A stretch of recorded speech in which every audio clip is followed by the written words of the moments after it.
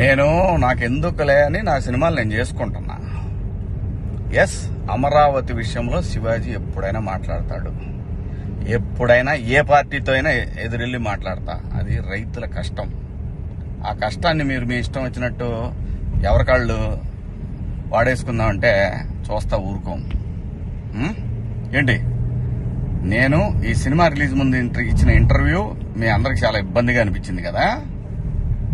నేను ఎప్పుడైనా మాడతా గురు, ఎవడికి భయపడను. మీలాగా ఆడెవడో ఇచ్చే పేటీఎం డబ్బుల కోసం నా బతుకు నడిస్తే చాలులే అని అనుకుని పోయే రకాన్ని కాదు నేను. అలాగైతే మీ అందరూ తెలుసోలేదు, నేనే ఒక వ్యవస్థను ఏర్పాటు చేయగలిగినోడిని నేను కాదు. ఈ బతుకిచ్చింది మనకి జనం, అది నాకైనా రాజకీయ నాయకులకైనా. మధ్యలో పేటీఎం గాళ్ళు ఉన్నారు చూసారా మీరు, మీ అందరూ ఈ సినిమాని ఆపగలరేమో, మీరు శివాజీని ఆపలేరుగా. ఏంటి, సినిమాని ఎలా ఆపగలరు మీరు? మొత్తానికి ట్వీట్లు వేసి ఇన్స్టాలో మీ ఇష్టం వచ్చినట్టు రెచ్చిపోయి సినిమాకి కొంతమంది ఇక్కడ రెగ్యులర్ గా రివ్యూలు ఇచ్చే వాళ్ళతోటి రాపిచ్చేసి కింద కామెంట్లు పెట్టిచ్చేసి, ఒకడైతే వాడికి ఒక 100K సబ్స్క్రైబర్స్ ఉంటాడు. సినిమా రిలీజ్ కూడా కాల. ఆశ్చర్యపోయాను నేను, ఏంటి ఏదో తేడా కొడుతుంది అనుకున్నా. అయినా నేను కంప్లైంట్ ఇద్దాం అనుకున్నా. అయినా వద్దు పిల్లనాళ్ళు బాధపడటం. కానీ రే, పేటీఎం బ్యాచ్ నన్ను తగులుకుందాం అనుకుంటే మీ ఓడికే ప్రమాదం. గుర్తుపెట్టుకోండి, నేను జనం కోసం బతికే మనిషిని, జనం డబ్బుల కోసం బతికే మనిషిని కాదు. వద్దు గురు, నా జోలి వద్దు. జగన్ గారు, నేను మళ్ళీ చెప్తున్నా, నాకు రాజకీయాలు వద్దు.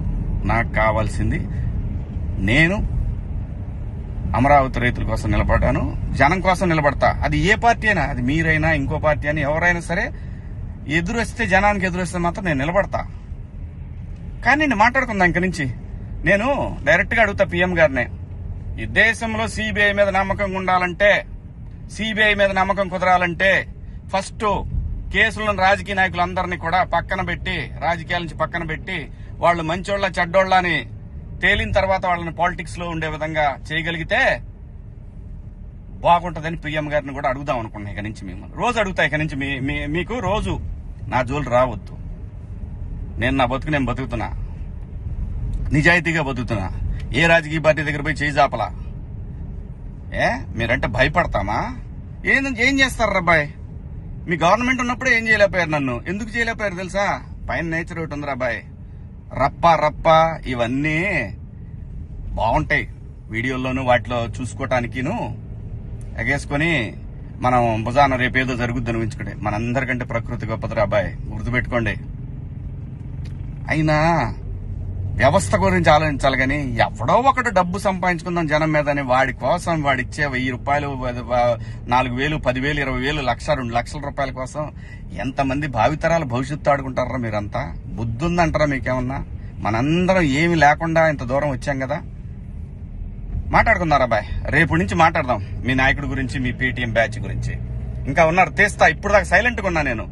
మీరు నా బతుకు దాకా వచ్చారు చూసారా, ఒక్కొక్కటి చూద్దాం, మాట్లాడుకున్నారా అబ్బాయి?